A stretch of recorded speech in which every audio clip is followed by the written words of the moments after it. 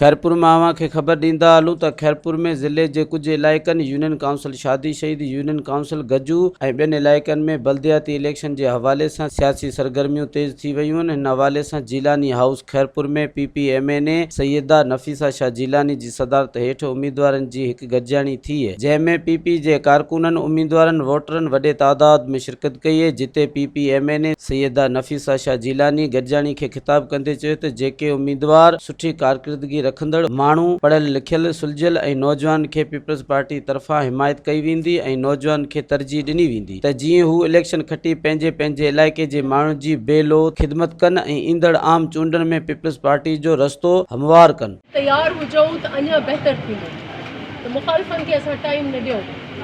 ऐं अॼु सिर्फ़ु तव्हांखे घुराइण जो मक़सदु इहो थियो त तव्हां मज़ीद ख़बरनि ऐं तफ़सीलात लाइ विज़िट कयो असांजी वेबसाइट www.awamiNewsHD.com ऐं ॾिसंदा रहो अवामी न्यूज़ HD।